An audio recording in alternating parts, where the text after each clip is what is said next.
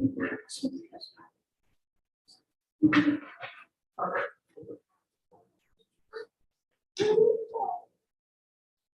sorry, said to me, this is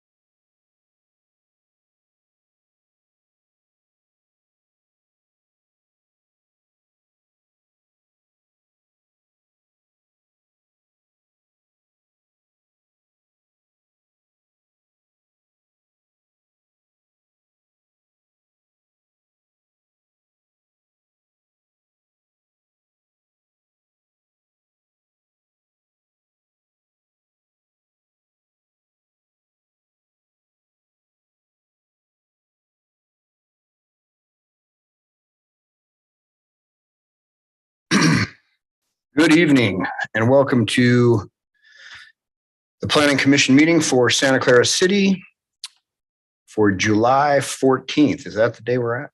It is. Okay, just making sure. This summer seems to be going really fast. We have, who's on Zoom with us today? We have Mark Hendrickson joining us on Zoom. Okay, excellent. That makes 4. Thanks. And Matt Entz, our legal counsel as well, is joining us via Zoom. Great. All right. Thank you to staff for putting this together. Hey, Cody. Good to see you. Let's have Curtis Whitehead lead us in the Pledge of Allegiance. All rise, please. I pledge allegiance to the flag of the United States of America and to the republic for which it stands, one nation under God, indivisible, with liberty and justice for all.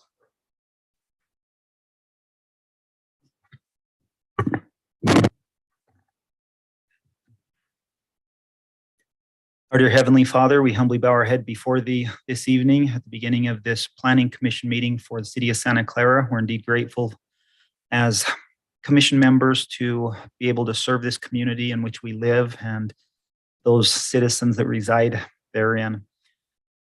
We're grateful for the month of July and to be able to remember the pioneers and those forefathers that came and settled this area and the culture and community feeling that they established and that's still present here in the city of Santa Clara. At this time, we pray for rain and moisture that this area so badly needs as it finds itself in a severe drought, that we'll be able to replenish our reservoirs and water tables and help us out in this time of need. We ask a blessing on this meeting this evening, that we'll be able to make decisions as commission members that are in the best benefit of the city of Santa Clara and also our friends and neighbors in this community. Bless those that have come with a presentation and planned with presentation this evening, that they'll be able to address and present in the manner in which they prepared, and it'll be understandable and everybody will be able to discuss and resolve and understand these items on the agenda this evening. We're grateful for Thy Son. We acknowledge Him in all things, and we say these things in the name of Jesus Christ. Amen. Amen. Amen. Thank you, Curtis. All right. Looking at our agenda, we've got communication from the general public. Is anybody here with any communications or comments on anything that is not on the agenda? Didn't think so, because I know all of you. Okay. Let's move on to number 4 on the agenda and our public hearing to consider the rezoning of property at the intersection of Pioneer Parkway and Red Mountain, the extension of what will be Red Mountain Drive.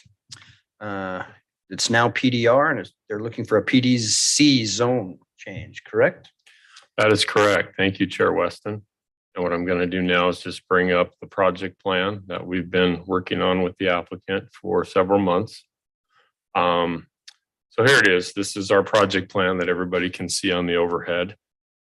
So this property is just under 20 acres at 19.98 acres. We're looking at, we have a public hearing tonight for the property rezoning and the project plan. The applicant is Dave Hunter. He represents Silverado LLC.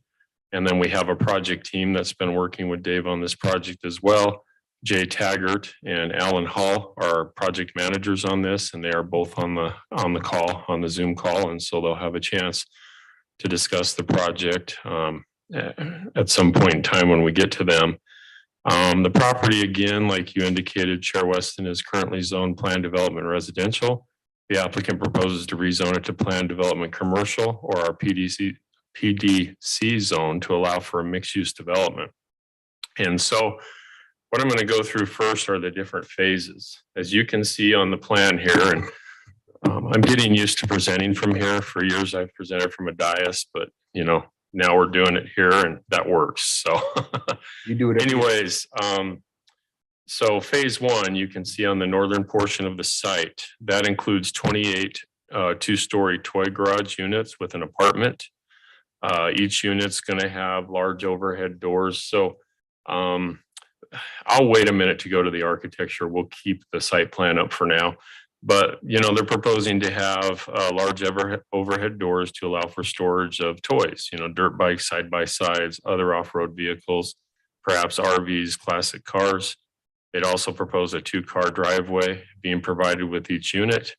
And this phase of the project will be accessed via a public roadway. So you can see there to the left or to the west, Rachel Drive. So there'll be a connection from Rachel Drive to the future extension of Red Mountain Drive, which will be a public road.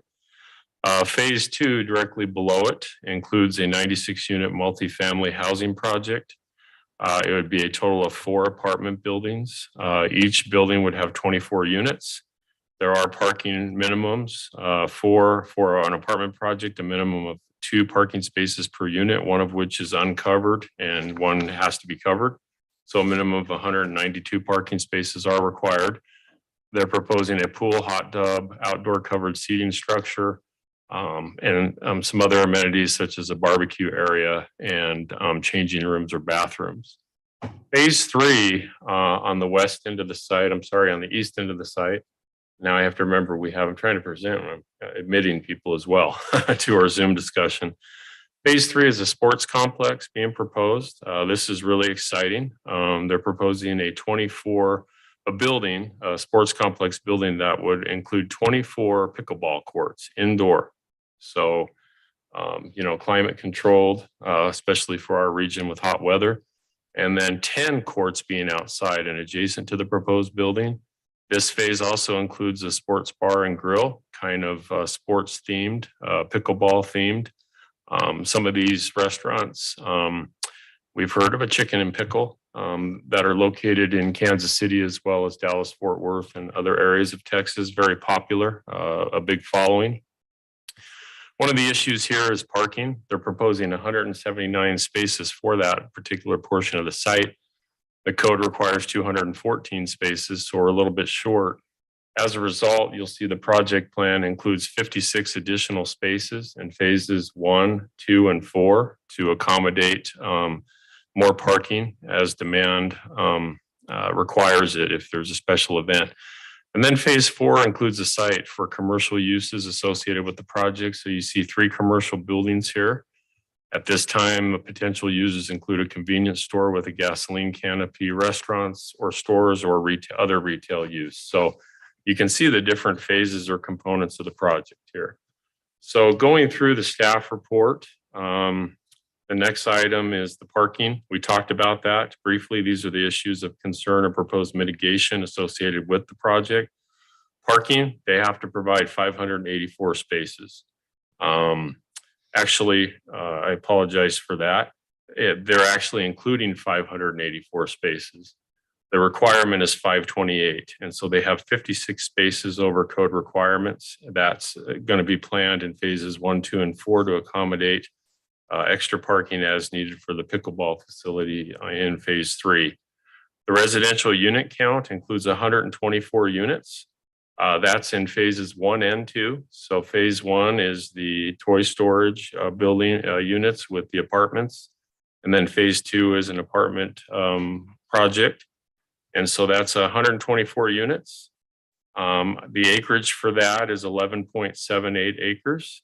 So this equates to a proposed density of 10.52 units per acre, which is allowed in the PDC zone.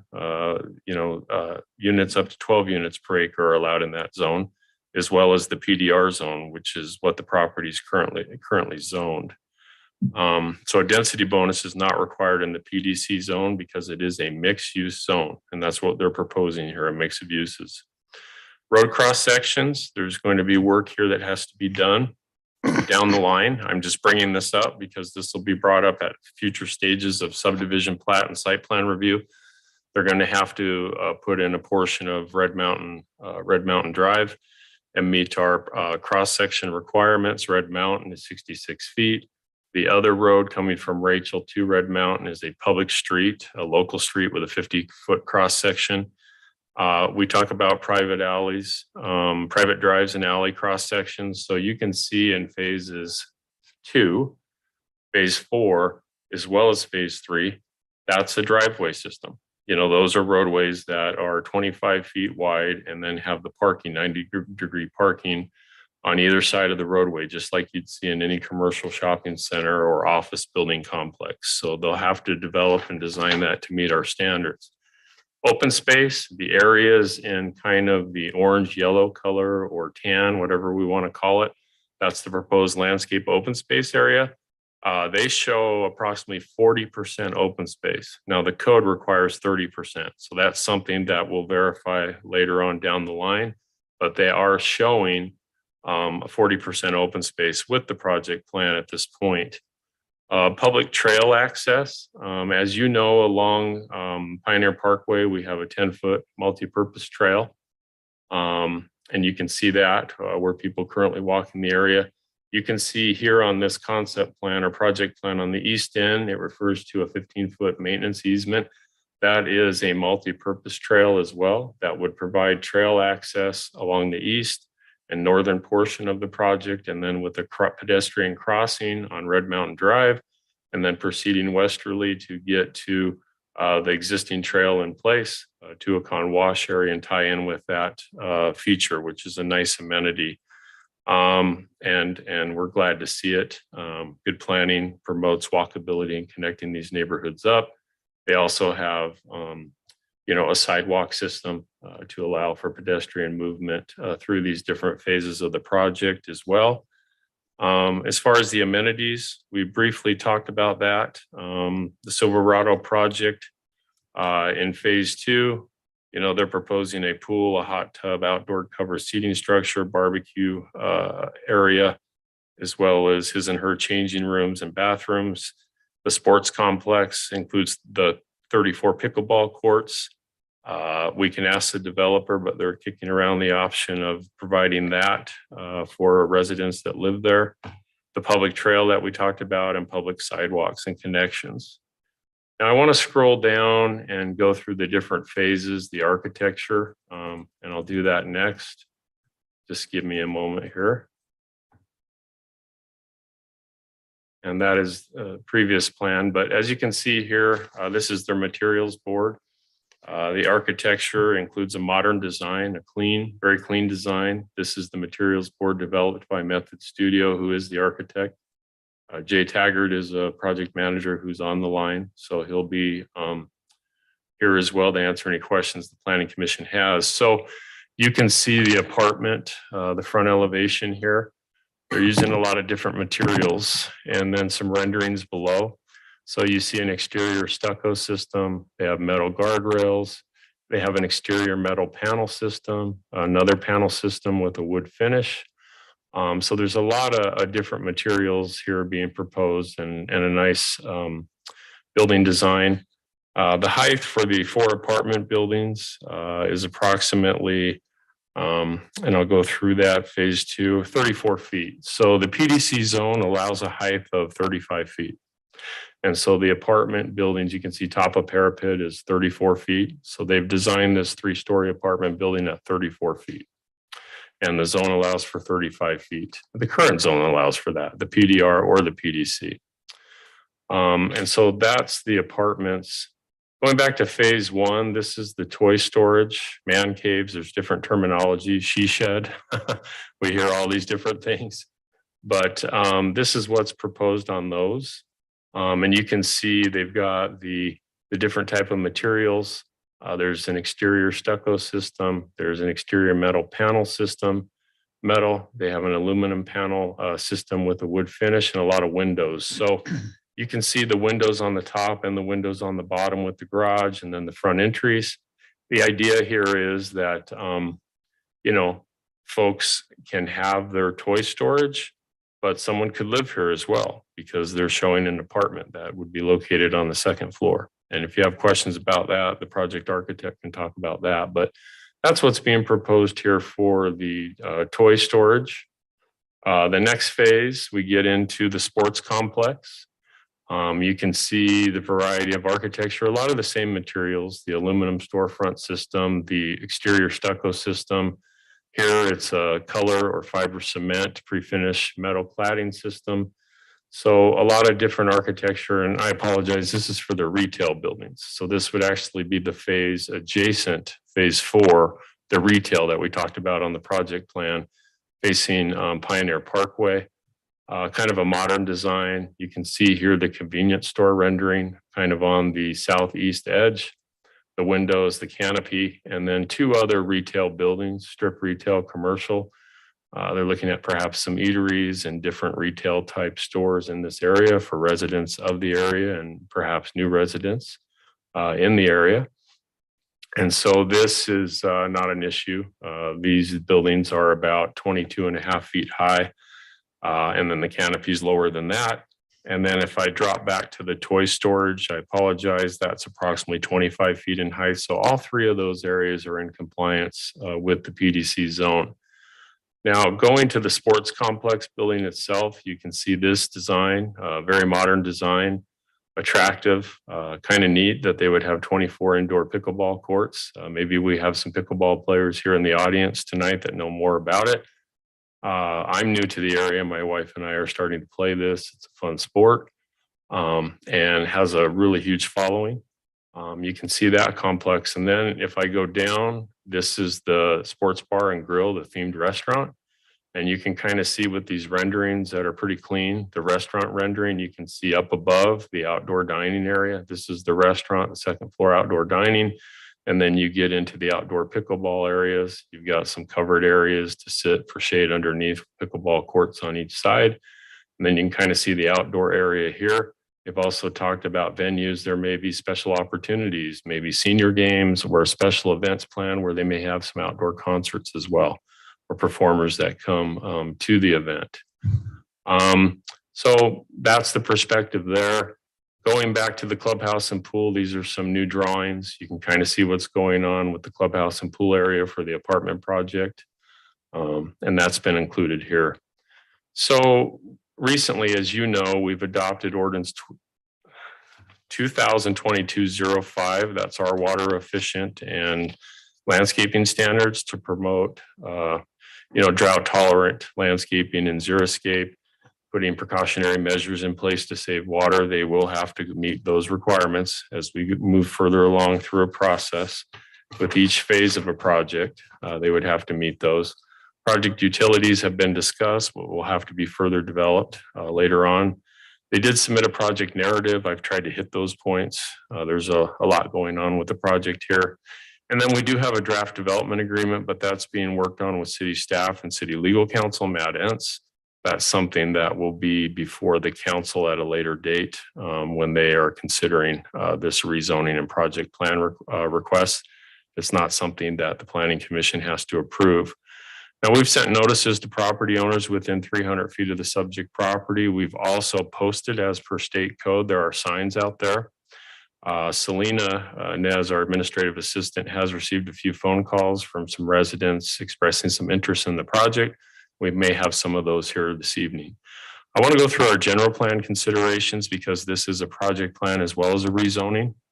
The Santa Clara City General Plan indicates a Main Street commercial land use for the subject property. The proposed plan development commercial zone complies with the intent of the general plan. The description and character objectives for the MSC or Main Street Commercial Land Use District states the following: predominantly commercial uses on the ground level, including uses such as stores, restaurants, and offices with residences and/or offices on the 2nd floor to make it pedestrian friendly as well as accessible by automobile. The overall development should include some of the following: plazas, wide and attractive sidewalks, pedestrian crossing, interconnected streets that are tree lined. That's something that's a little bit older. As we know, we're changing the landscaping a little bit, but we can still do some trees. Sidewalks and shared parking are encouraged, which we're talking about with this plan as it's going to be in one ownership. So there will be shared parking throughout. We believe the proposed application includes a mixed-use project with both commercial. I'm sorry, I'm not at the recommendation. So the proposed application includes a mixed-use project with both commercial and residential uses. The proposed retail business, sports complex, restaurant, and residential uses are encouraged in the general plan. We've met state code considerations regarding noticing, as I previously discussed. At this point, planning staff recommends that the Planning Commission recommends approval of the proposed Silverado property rezone and project plan from the Planned Development Residential PDR zone to the Planned Development Commercial PDC zone, subject to the following conditions. So I have 9 conditions in the staff report. Now, condition number 9, and I did miss that on the sports complex and restaurant. Condition number 9 states that the proposed buildings in phase 3, which is the sports complex, meet the allowed building height of 35 feet in the PDC zone, or as recommended by the Planning Commission to the City Council. So in that zone, those 2 buildings, or in that phase, those 2 buildings are a little bit higher. The top of the parapet wall for the restaurant and sports grill building is 37.6. So they're asking, and we can ask the architect, if you have questions, they're asking for an allowance of 2.5 feet. And then the sports complex is a foot over at 36 feet. The zone allows 35 feet. And the reason that they're allowed to ask that is if we go to our PDC or PD ordinance, the code says the setback and height minimums and maximums listed in this section are intended to guide the Planning Commission, the City Council, and project developer in reviewing the standard requirements for development throughout the city. The City Council, after receiving a recommendation from the Planning Commission, may adopt modifications to the above specifications to provide harmony within a PD zone, and as may be requested by the developer. So they can request a height allowance. In this case, phase 3, one building's 2.5 feet higher, another building's 1 foot higher. So, and then the last thing I have is with the following findings, because it is a rezoning request as well, that the rezoning is compliant with the Santa Clara City General Plan, which we just discussed, section 3.4.2, mixed use land uses, Main Street Commercial Land Use District, and 2, that other properties in the immediate vicinity, both east and southeast of the site, are zone plan development commercial. So as you know, the Harmon Center and other zoning in the immediate vicinity does have that plan development commercial in place already. So no precedent would be set. That's my recommendation. That's all I have at this point for the Planning Commission. The item is a public hearing. We do, looks like, have some public that would like to speak to the issue. So I'll turn the time over to Chair Weston and the Planning Commission. Thank you. Thank you.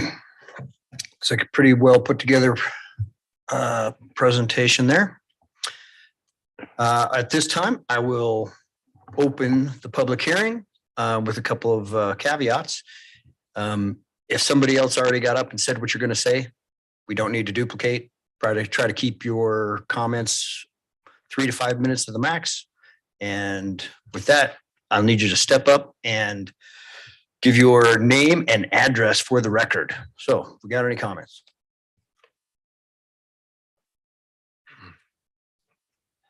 Hello, everyone. My name is Michael Quinto. I live at 3500 Robin Court. My house is located directly across from, which would be phase 4. My backyard faces phase 4. And as it is now, Pioneer Parkway is pretty much a 2-lane road. All day long, we get traffic through Pioneer Parkway, like, commercial, industrial vehicles, independent contractors and residents that use this as a daily, commute. And, Santa Clara has expanded so much over the years, and so has Ivans, that, I don't believe Pioneer Parkway was actually set up to accommodate this much traffic or thoroughfare that's going to be traveling through here. And now we're adding all these retail stores and bars and restaurants. And has there even been an impact study on traffic or noise pollution that we're going to have to endure or listen to from our homes? That's something that we'll let the applicant answer and staff answer. We're not going to answer you on the fly. We're writing those questions down, and then there'll be answers. Yeah, because that would be great, because I'd love to read the study to see, because right now it's very, very noisy as it is with the traffic that flows through Pioneer Parkway. And even when they built the new buildings for, not just Harmon's, but the car wash that got built there is very noisy. So, and it's, you know, it's bothered people on the other side of me from across the street on Robin Court. So, you know, I'm afraid of what type of noise this is going to create and what. Pioneer Parkway is an arterial roadway, and that's a high demand traffic type of road. We know counts are about 10,000 a day on Pioneer Parkway. We'll let the applicant address that. They do have an engineer on the call with them as well. Yeah, I mean, the issue So- with our homes is our homes are all elevated above Pioneer Parkway. So they all stagger down along with Pioneer Parkway, but on Pioneer Parkway, our brick walls in back of our homes are about 6 feet from the street. From our backyards, it's only this level, about 3 feet. So Okay. we can see everything that's going on and we can hear everything that's going on. So those are my biggest concerns, Okay. basically the traffic being introduced with the noise. Thank you. Thank you, appreciate it.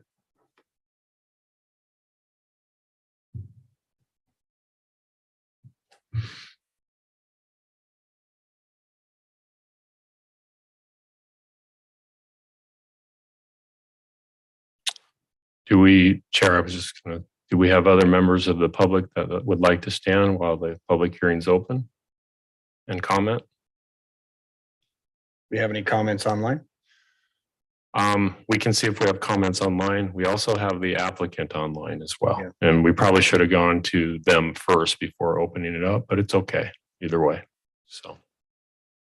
Do we have any comments online? Is there anybody online that would like to speak to this one?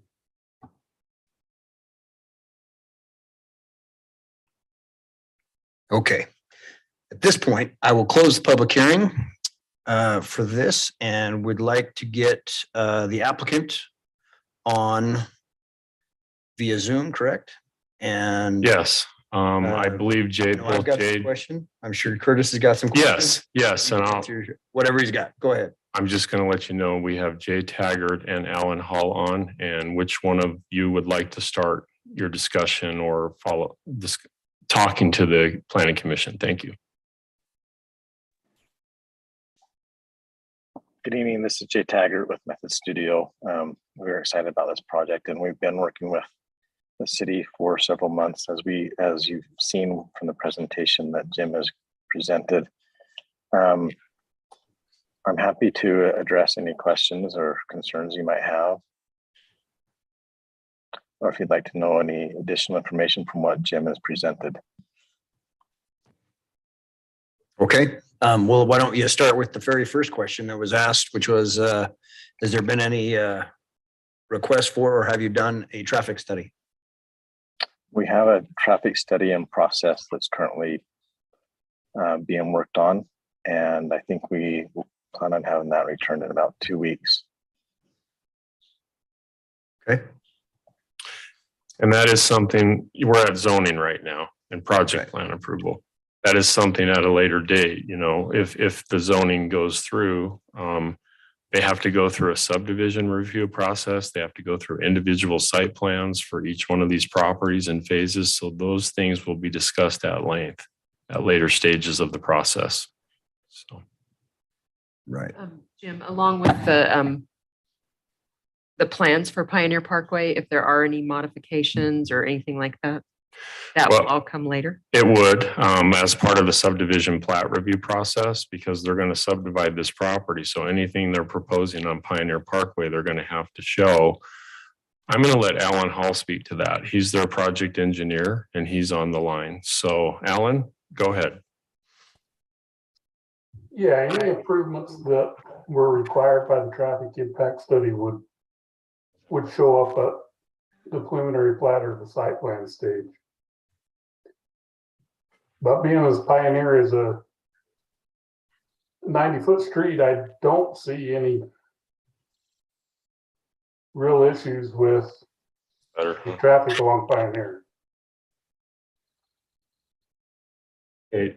Alan, if you could try to answer Mr. Is it Mike? What was your last name? His question, he had questions specific to Pioneer Parkway. Which was, What's that? what was his question? Did you not hear him speak earlier? I was not in the room, sorry. Traffic and noise associated with the project. What could the impact potentially be? We do know that the average daily trips on Pioneer Parkway as an arterial roadway, and I've discussed this with Dustin Mortson, our Public Works Director, is approximately 10,000 trips per day, which is fairly common for an arterial, but that's not a super high count. There's a lot of arterial roadways throughout, the county and St. George City that carry much higher volumes than that. So could you speak to that as an engineer, Alan? I can't, I'm not a traffic engineer, I prefer not to, Here, but yeah. Alan, could you check? Pioneer Parkway was designed to handle a lot of traffic, and this project with another access over towards Rachel is I don't see a ton of traffic added to this. Well, I think They have multiple access points, so. the concern is there's commercial shown in phase 4. This Sure. complex, which includes a bar and grill, what kind of traffic that could add to the streets, add to Pioneer itself? That's the question that's come up. We don't have a transportation study yet. Perhaps that's something we'll have in August when the item goes to City Council, but generally that's discussed in more detail when a subdivision plat's proposed for the overall site for development to occur at a next step.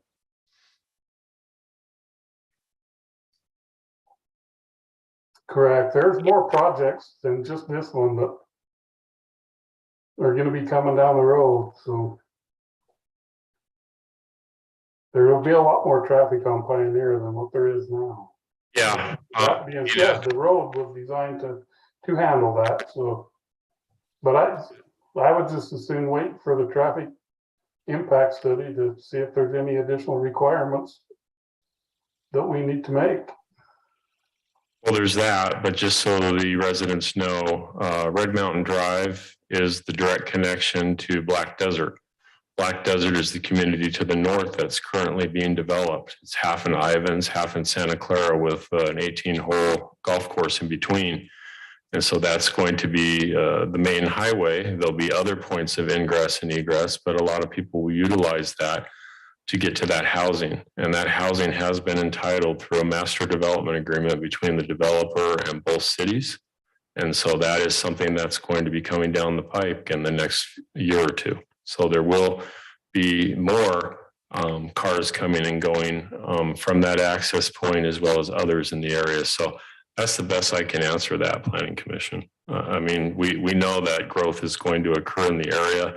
The zoning, whether it's planned development residential and it's all residential, we know that single family homes studies show us average daily trips of 10 trips per day with kids coming and going, moms, families, dads, everything else. Some of the commercial type uses will probably be a little less impactful than a single family home would be in the area, but it's a good mix of uses. We've got the retail, perhaps some office, commercial, as well as residential here. So that's all I can say at this point, but I really want you to ask questions to the project team. I apologize for hopping in there, but we're having a hard time hearing Alan tonight. So he's coming to us from Idaho. So anyways. Okay. All right. I have a couple questions about phase 1, I believe. Yeah. Which is the garages. With this zoning, are they allowed or will they be allowed to run a business out of those or not? No, right? No. Okay. That is for personal use for their toy storage only. And if they want the apartment on the second floor, which is the option they're being given with this one. Okay. Apparently this is very popular and a lot of these toy storage units have been built throughout Washington County. Mm-hmm. So. Yeah. Okay. I just know that it's a gray area in a lot of cities with whether it's a commercial piece or whether it's a residential piece as soon as you put the apartment on it. Well, we'd regulate it through the development agreement as well, but it's a PDC. So the PDC allows for the mixed use, which allows, retail, office and residential. Mhm. But a development agreement will be put in place, which will regulate and restrict each phase. Okay, And so they will not be allowed to do commercial use there. It's for personal use. right. Okay. Yeah. And That's- while we're on that real quick, sorry to interrupt, are those separate units? They're not storage spots for the apartments, right? They're separate units. They're separate. They're actually going to do a plat and plat those and sell them. So they'll be for sale units. So they'll do a PUD plat, just like Desert Village did, or just like another project, and they'll sell those units individually to people that want to buy them. So is the majority of the square footage inside of those, is it parking space or It is. actual living space? It's actually parking space. Or just with So- like a tiny home type? Yeah, the architect could tell us. I believe they're good size. They're going to appear like a single family home, about 2,500 square feet. The apartment's about 700 square feet. So, you know, the area for toys is pretty substantial for people and their stuff. We have a lot of people with a lot of stuff, and the demand, these are built and they fill up real quick. A lot of people have a lot of things because some people have second homes here and everything else. So. Hey guys, if you want to see kind of what they are like, over on 2 Week, the Orton family built these on their property. They sold immediately. Darcy Stewart's built a bunch of them out at Sun River. They're an excellent opportunity for development of the land. It's a great location for them. In fact, I personally am very interested in looking at the pricing and what it'd be for me. Thanks, Commissioner Hendrickson. That's a good comment.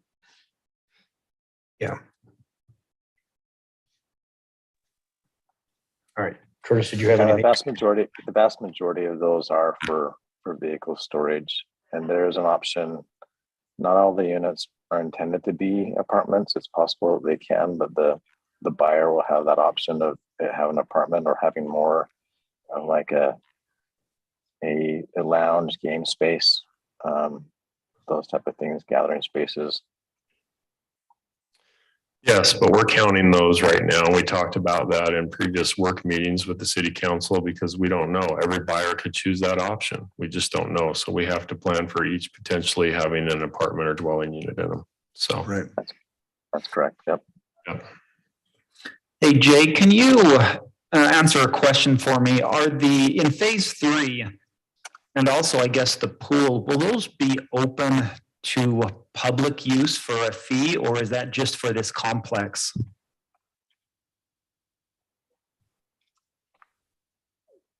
Phase 3 is open to the public. That's what it's intended to be. It's also used for the apartments. So the sports complex is intended to be something that allows this for the community. And so that will be a lot of people coming, and also we intend that those who live on this development will also use those. The pool amenities are generally intended for the apartment themselves. The clients on the line, I don't know if they're intending on opening that up to general use or not, but initially they're intended for the apartment occupants. Thank you. That's all I have.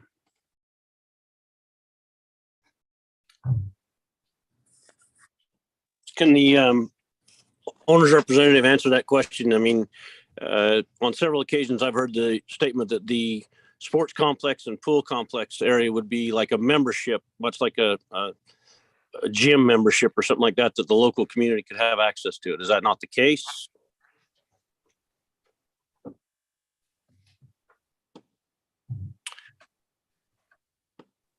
So Jay or the team from Silverado, that's a question being asked to you from Mark Hendrickson of our Planning Commission. You know, I don't have a clear direction on that from the client, because I don't want to overspeak and overcommit, but Silverado, Julian, are you available to comment on that?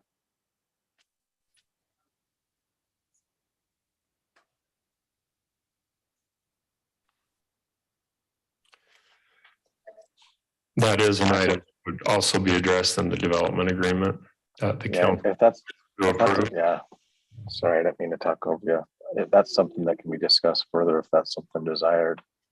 But the initial intent was it it's something that's being provided for the apartments. Well, I think that's a good question. It is being provided for the apartments, but would people that own the toy storage be able to utilize it? The question's also been asked in the past about use of the sports complex or pickleball facility for residents. And so I think you guys need to think about that and have clear in your mind when you present next month to the city council how that's going to go. Because these are good questions that need to be answered. I just got an answer from the client through a message that yes, both will be available to anyone. A lot of these things are addressed in that development agreement as well. It's By pretty- membership though, not just open freedom, but by membership. So it's not just to show up and say, I live in Santa Clara, but we can, that type of thing. Because like right now, you take the Arcadia project, a couple of the others, you can buy day passes and it creates a lot of chaos. So my question and my recommendation would be, the public needs access to it, but it can't be just willy-nilly. It needs to be moderated and controlled.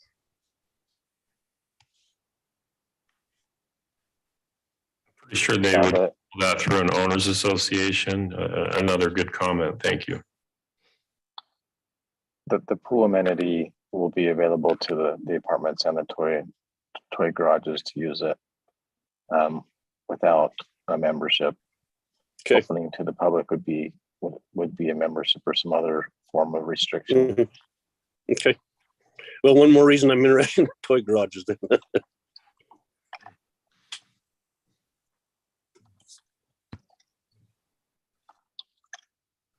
I noticed that there's a sewer easement that runs through phase 4 and right through the apartment complex, the west apartment complex, I believe it is, in phase 2. Would that easement be moved? Would that underground utility be moved as part of this project? That's something that will have to be developed and discussed. I mentioned utilities and we've not gotten to that point yet. But our public works and our power and others will have requirements. It's probably likely going to have to be moved outside of an area where a building footprint is. So they'll look at that. And that'll be at the developer's Subdivision plat. expense? Yes. And that'll be part of the subdivision review and further site plan review for that site. So there's going to be quite a bit of review with this project, later down the line. It'll come back to the planning commission. You're going to see everything. So.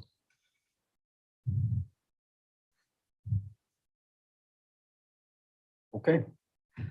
Anything else? Curtis? Got your questions answered? Mark Hendrickson, you got anything else?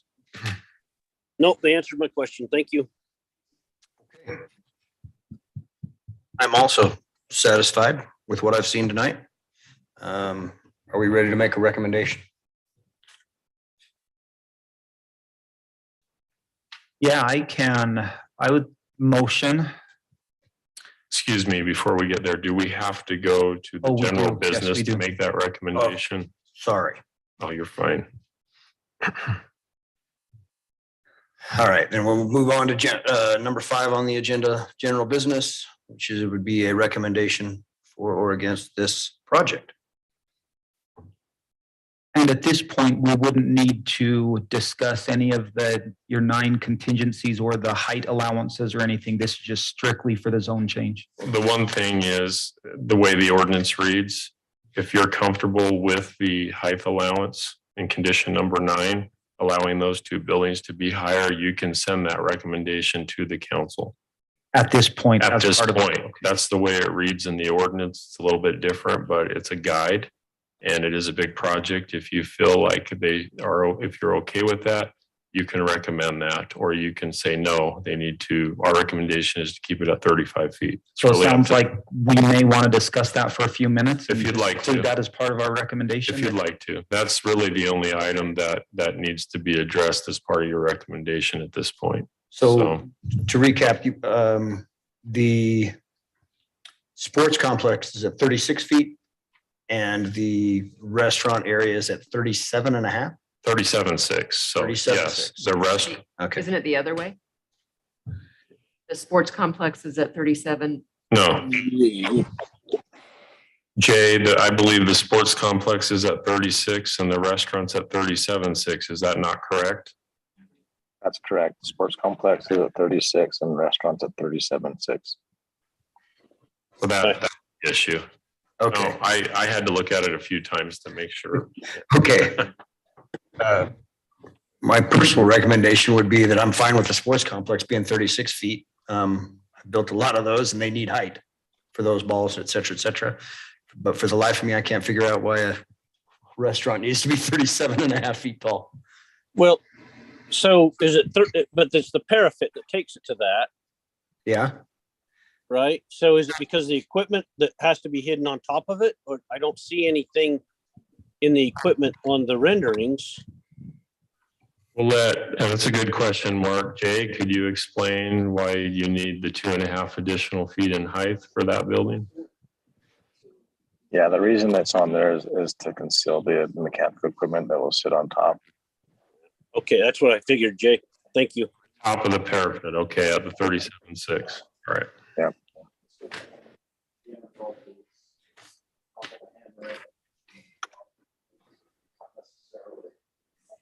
And I didn't pay. I personally, I hear what you're saying, Mark, but I don't see any issue with it because of the type of construction and, you know, it's going to be very pleasing. It's not going to be massive and it's only a portion of the building, like possibly, you know, as you look at it, it's probably only a third, maybe a little more than a third. Well, that's not correct. Probably about 50% or 60% of the building as I look at the other renderings and the other sides. I don't personally have an issue with it. I think it aesthetically is pleasing and it's been presented really well. And I haven't paid attention for the elevation on this. I don't know if there is one. Will it be the same elevations, the footings? Because it may be lower because the way that kind of falls off following Pioneer Parkway. Yeah. That's true. That's true. Well, it may be the same height, those two Yeah. buildings. And it's hard to say at this point because Yeah. we're not at site plan review. We're at zoning and project plan. So we put this entitlement and these mechanism or tool in place. And if there's changes, then it will come back to you. It'll come back to you at a later date. But this is the best we can do at this point with the project plan. So your feeling, should we hold off on making a recommendation for this allowance? No? We don't. I don't think you should. I think you should just go ahead and recommend it. It'd be okay because Yeah. it creates the ability for people to move forward. And as Jim just said, if it does change, it has to come back. But I don't see any problem with it. Jim, you said you had 9 things in your recommendation. Maybe I'm looking at the wrong thing. I see 12, but Yeah, that was actually condition number 9. There are 12. So there are 12 conditions that they have to comply with as they go through future phases. And then the 2 findings associated with the zone change. So that you're correct, Mark. It's so I think we just make the motion to include the points of the 12 points with the additional 2 findings from the planning commission. That should cover it, shouldn't it? Yeah. But you can give a feel if everybody just wants to give a feel for the height, and that can be shared with the council. Right. How you feel. So it sounds like you're okay with it, Mark. I'm okay with the height. I am. I think it's very pleasing. It's your call on it, and then we'll share it. I defer to the rest of the council, commissioner.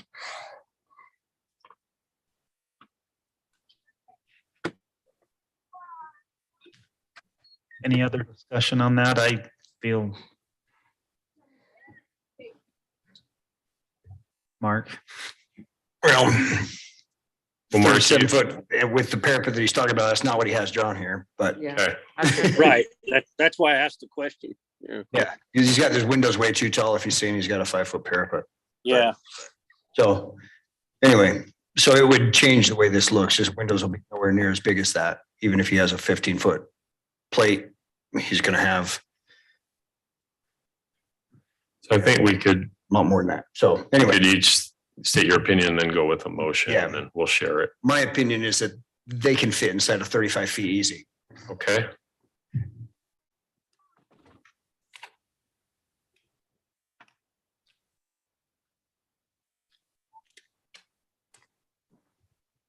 Any others? My opinion, I think the allowance is all right. You're okay with Make an it? allowance, yeah. Okay. Shelley? I probably concur with Mark Weston. Okay. Got it. So we're split there, Even and we'll let the council do their job as elected officials and make that decision. So, Yeah. Okay. Yeah, for the record, I don't mind the height, the extra foot for the, I understand that for the tennis or for the pickle building. Right. Right.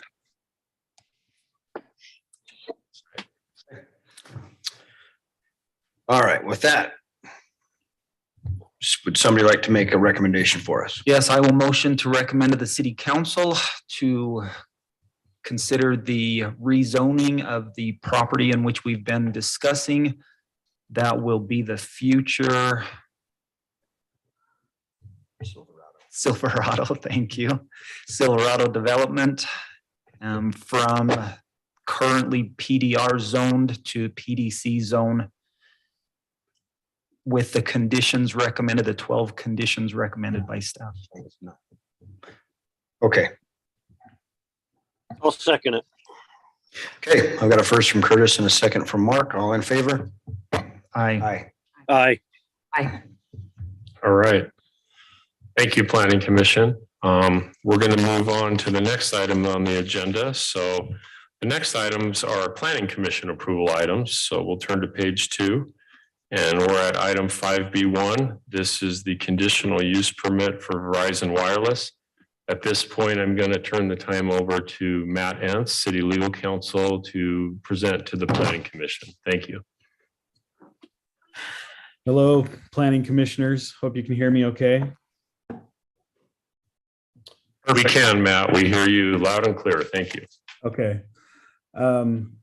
I appreciate the accommodation to join you by Zoom tonight. We've got a little COVID at our house this week, so I'm trying not to spread anything. The decision that's potentially before you tonight is to whether to approve or not approve the application for the Verizon Wireless facility that we've discussed before off of Malaga Drive on the Windy Peak farm property. What we have put before you tonight is a proposed decision based on the prior discussions of the Planning Commission, which approves the conditional use permit and states all of the reasons for that approval, including facts and findings and some legal explanation as well. The written decision is designed to hopefully make this easier for you, so you can make a simple motion either to approve or not approve the decision as written. If there's any comments, any questions about anything that's written in the decision, we can discuss those.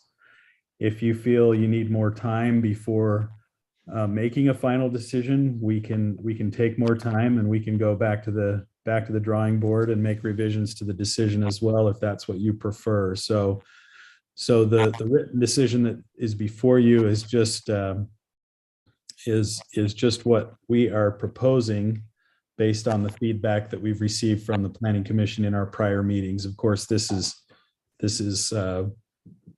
probably I think the third or fourth meeting where this item has been discussed. So I won't go through the decision in detail unless you want me to. It's 13 pages. It's about split about half and half between relevant facts and legal explanations. So does anybody have any questions about the draft decision that we've put before you? Do you have any questions about the project? I believe we have a representative from representing Verizon Wireless on Zoom that can answer any lingering questions that you may have. With that, I'll stop talking and turn the floor back over to the commission. Okay. Thank you very much, Matt. Yeah, I think we've done a great job of taking our time with this and making sure we got it right. And I've had all my questions answered. I think most of us have. or that was what we came up with in our last meeting. We were just looking for the actual draft of what it was going to look like, which you provided to us. I'm sure Shelley read every word, and I got 90% of it for sure. I didn't realize when I pushed it to be put this time that they were going to be having to put together a 13-page. Right. That was It was good reading. I know that much. It was very well presented and right. Hey, So- we aim to entertain. Right. So unless any other members have any other questions, I think we're ready for a recommendation. Great. I will motion to approve the decision as drafted for the conditional use permit approval to allow continuation of the existing use of the wireless communication facility located off Malaga Drive as currently constructed. Second. Okay, I've got a first from Curtis and a second from Shelley. All in favor? Aye. That is unanimous.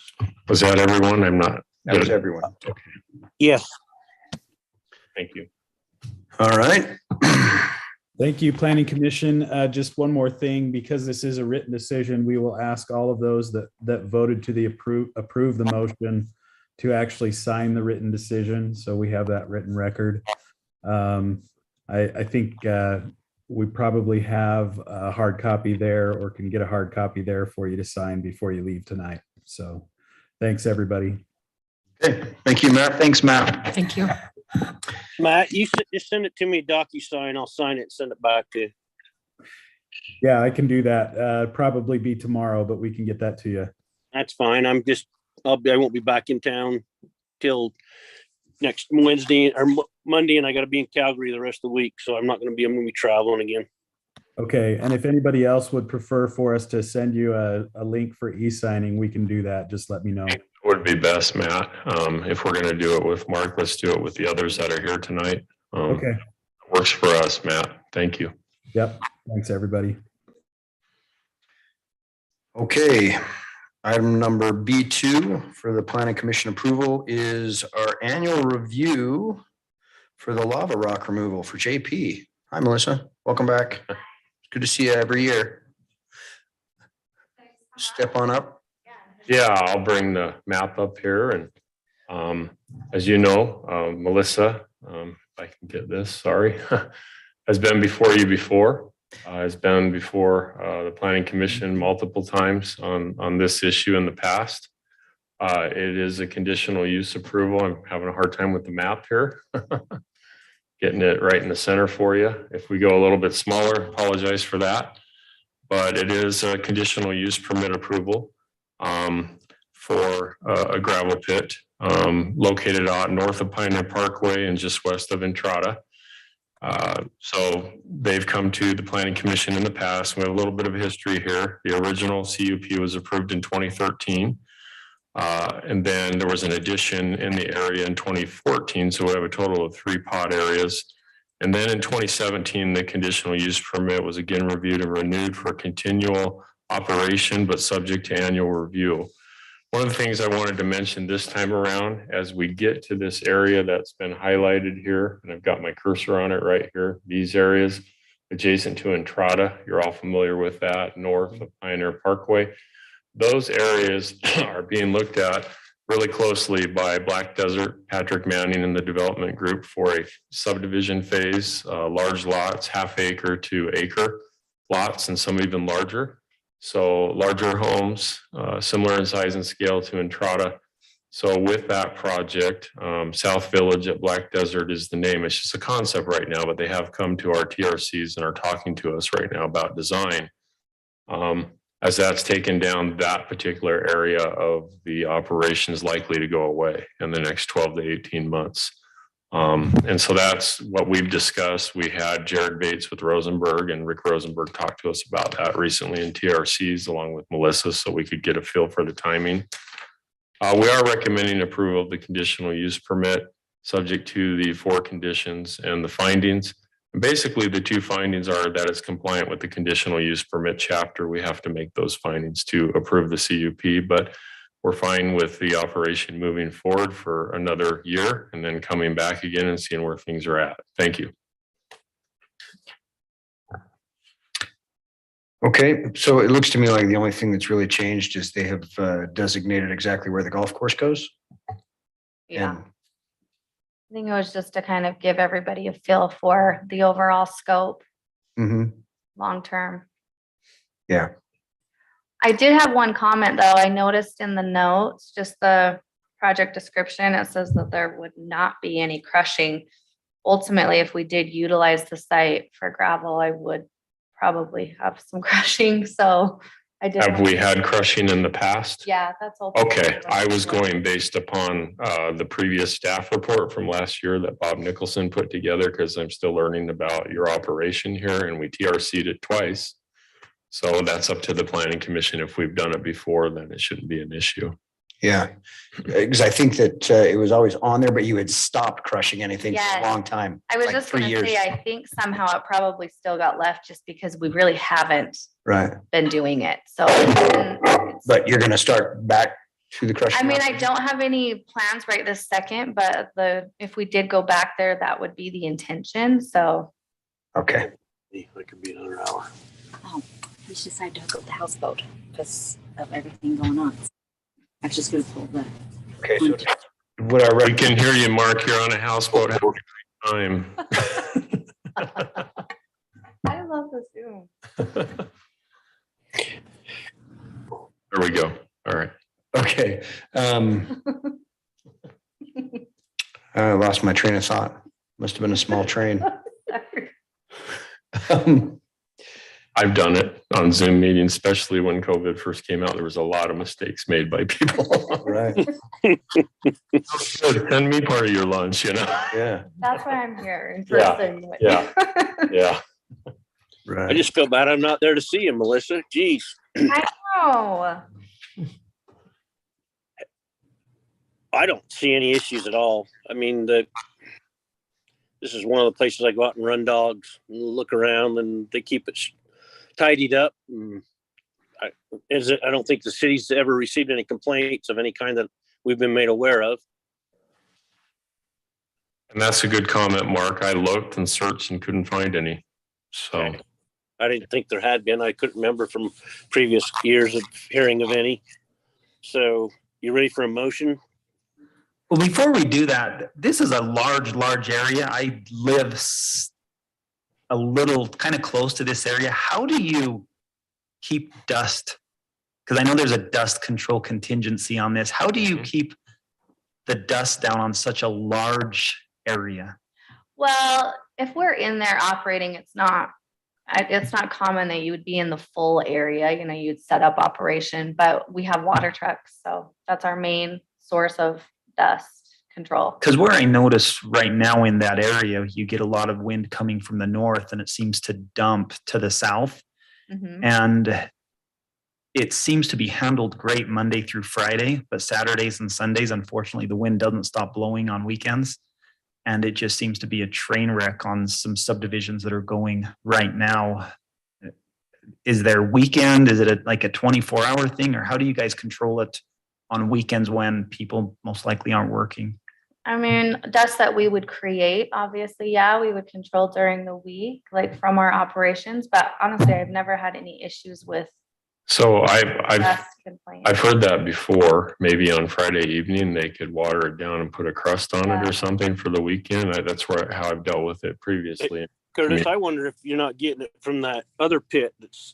We have to remember you got the senior living complex going on. Those guys are filthy. They're just filthy. That is the one that's coming. That is right now the one that's getting up, but it's some area where this is. It's within. Yeah, it's just this area is to the north and west of that. And I mean, you know how OCD I am. It just makes me sick to drive past there in my clean truck sometimes. That's the point at Snow Canyon, and I know Yeah. out there numerous times, and they've been told to keep it down on the weekends, and we had heard they were doing better, but if that's not, I'll let them They do know. the best they can given the situation, Jim. They really do, I think. But Right. anyway, I think the difference is the operator. yeah, I think you're right. I think you're right. Tell Yeah. Jeff. If you have a large tarp for these 3 pods, you can have each of the 3 pods, Yeah. like 500 by 500. I don't know. Curtis, to answer your question, if we are in there operating and that's an issue, we will definitely address it. Right. Thank you. Okay. Now I will entertain a recommendation. I make a motion that we approve the conditional use permit for 1 more year, including allowing crushing if needed for the time of that year. Second. I've got a first from Mark and a second from Shelley. All in favor? Aye. All right. Thank Thanks, you, Melissa. everyone. See ya. Thank you, Shelley. Thank you, Melissa. Good to hear you. All right, moving to item B3, a home addition approval for 1408 Whale Street. Yes, thank you, Chair Weston. We've got a couple fun items here. Both of these items went to our Heritage Commission last Thursday, a week ago. The last 2 items. Our first item is, as you said, is 1408 Quail Street. The applicant is Kelly Gates. This is for an existing home. The addition is approximately 205 square feet. It includes a master bathroom and storage space off the existing master bedroom. And so the design guidelines that the Heritage Commission reviews things under addresses building materials for, all types of construction, including additions. And so I'm going to go to the drawings right now. Of course, it's probably quicker if I go like this. And of course, let's see. Hopefully it'll let me flip it. Oh, geez. It wants me to upgrade to rotate the pages. So that's kind of funny, but what you see here is they're proposing to do this addition on the side of the home. The applicant is here, it's Kelly Gates. He is the owner of the home, but currently resides in Idaho. I believe he grew up in Santa Clara, and they're looking to do some addition and remodel to the site. And you can see what they're proposing here is period correct red sandstone brick. I'll show you some pictures in a moment with board and batten siding and wood shake roofing to match the design of the existing home. To us, the addition appears to be very compatible to the existing home and would be approximately 20 feet high. The code allows up to 25. The applicant's plan include, I went through that already, but the colors, the board and batten siding's white and the wood shake roof. According to chapter 17.76, the Heritage Commission reviewed and approved this item, but it has to come to the Planning Commission to be reviewed and approved prior to the applicant getting a building permit. Well, that's why it's before you tonight. So we've got 2 steps. We've got Planning Commission, Heritage Commission reviews it, makes a recommendation, then it comes to Planning Commission for approval. We are recommending approval of this item. I did err in the recommendation where I said recommends Heritage Commission. That needs to say Planning Commission. You'll see in the next staff report, it does say Planning Commission. But you can see the addition in this area right here to the front of the home. That's the red sandstone. And then to the side of the home is the board and batten. I want to bring up some, and there's the floor plan, but I want to bring up some pictures we took that are quite nice of the property itself. And they're towards the end here. I think he's done a really good job. This is the existing home. This is the south elevation here where that addition would occur. The brick would be facing Quail, and the board and batten would be facing the old granary building here. And so you can see they're putting that in between. That addition will be in between the existing home and the granary. And you can see they've got that core tin metal roof, which is really sharp here, but the addition would be in this area. And they're proposing 3 feet of separation between the addition and the granary just to allow access into there. Cody and I have reviewed that. We don't have anything in the code that says they can't do that. So it's this particular area. You may or may not recall that Mr. Gates got approval to build the detached garage, and it's got an apartment above it in the back, which is really quite nice. There's another view of that, and that's being used for personal use for family and kids and visitors to come down and spend some time on the property. It really is a nice, quaint home, and this is we're excited about this improvement and want to see more projects like this in the community. So we'd recommend approval subject to the 5 conditions. Do you guys have any comments or questions on this? Just out of curiosity, it comes to us because it's in the historic district, right? It is. Normally this would not, if it was just somebody up. Correct. And I don't know if that's been followed all the time, but in going through the code, Chapter 1776 is pretty specific. In the historic district overlay zone, any construction, even a remodel or addition like this, goes to the Heritage Commission. Okay. They make a recommendation to the Planning Commission. Planning Commission has to approve it before they can get a building permit. So that's why it's before you tonight. And actually, that's why both items are before you tonight, the one after this as well. So, Okay. All right. No, this is a nice little house. It's already been remodeled at least once. yeah, and I believe we have the applicant on the phone, Kelly, and Kelly Gates could answer any questions the Planning Commission has, or if you'd like to add anything, Kelly, how are you tonight? Good, thanks. How are you guys tonight? Great. This is awesome. This is what we need more of in downtown Santa Clara. Well Thank you, cared. guys. I appreciate that. This home's got a lot of history, a lot of heritage. It means a lot to me. So want to make it that way for years and years to come.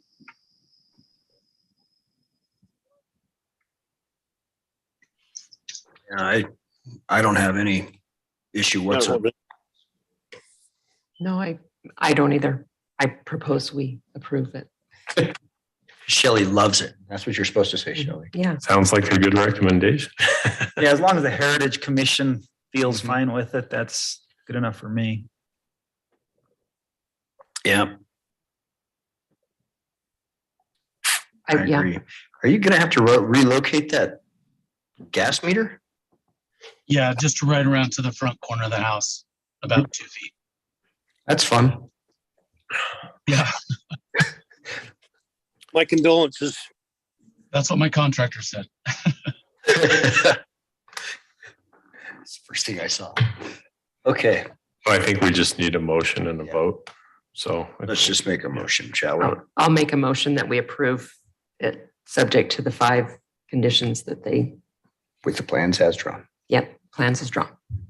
Okay, I'll second that. I've got a recommendation or a motion, a recommendation from Shelley and a second from Curtis. All in favor? Aye. Aye. All right. Wonderful. Just want to say thank you, guys. You have a good night. Thank you, Kelly. You too. Good luck. thank you. Number 4 is also a similar Yes. situation. So I don't know if the applicant, John Graff, is here. I don't see him on the Zoom call, but let's go through the project. This one's pretty exciting. This is the existing home or was used as a home behind Fry's Market. And so you may be familiar with that. The existing home's in pretty rough shape.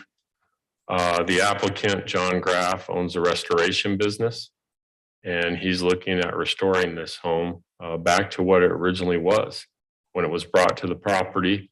It's our understanding what the applicant has told us. Here we go with that again. Gotta move it over. So there's kind of existing situation on the property. I just wanted you to see it. That's from the front on Vernon. If you were to look at it, his great-great-grandfather brought the home to the property sometime 1885 to 1886. And so how it got here, that's pretty tough, but it did get here. And so the existing home, including the roof and the covered porch, is 1,029 square feet. The living area is 735 square feet with that covered porch, just under 300. This is similar to what we just discussed with it going to the Heritage Commission, them making a recommendation to come before the Planning Commission. The thing that's cool about this is a complete renovation or restoration of a pioneer home that's going to remain in the community. So he owns a restoration company and wants to redo this and bring the home back to what it originally was, which is quite unique and quite neat. It's at a pretty expensive cost. Cost is not an issue here. This is a project that is near and dear to his heart. Being with his great-great-grandfather, moving it here and living in it for a time. What they're proposing to do with the materials is use period correct milled lumber to replace the damaged wood. So everything you see here that's wood is going to be period correct milled lumber. And then the adobe on the home will be repaired and updated with a modern adobe product, similar to what Mandy Gubler has done and is what is proposing with the future phases of the MRF behind. And then the plaster on the exterior of the addition area will also be matched to a modern product. So if you're familiar with the home, this is the side elevation. If you're walking from behind, the one I've got the cursor on right here, if you're walking from Fry's Market towards the property in the south direction, you can see an access here with access to not a basement, but more of a crawl space area down below. This area in the back was an addition. The area that you're seeing right here was an addition. Later on, after the proper home was moved here, it was not part of the original home. That's something they're looking to utilize and match as well to make it look period correct and historic. If I go to the floor plan, you can see that this area that's identified right here is the existing, the original home. And then this is the addition to the back. And then this is the covered porch. They are looking to take that out a couple more feet to make use of that and to make it quite nice for people that want to come and see the home and visit. If I go to the floor plan, you can see the crawl space there. Down below, here's the front porch.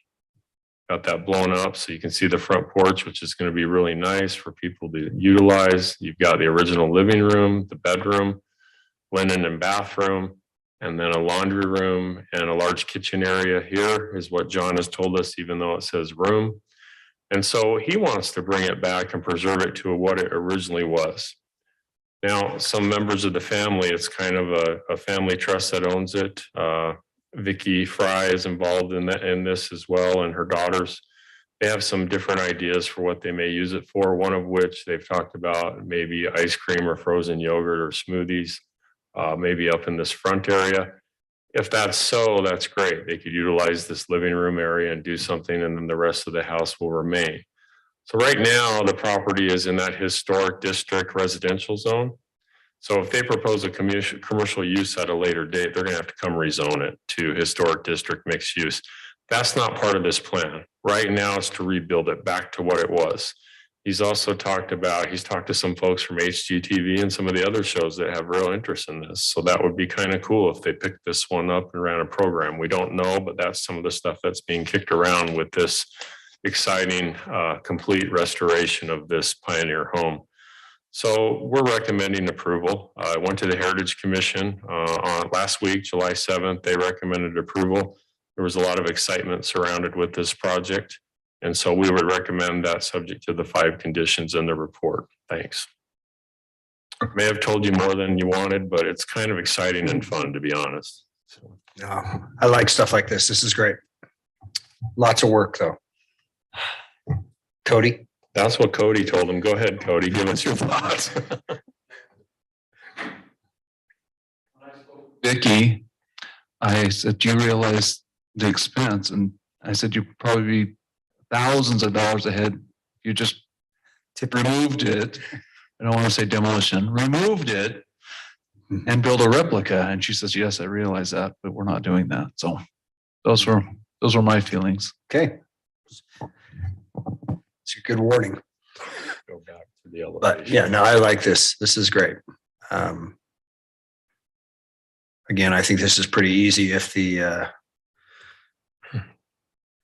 historic council already voted on this and recommended it on. Yeah, our Heritage Commission reviewed it last week and all thumbs up. One unique feature I wanted you to notice is the 2 front doors.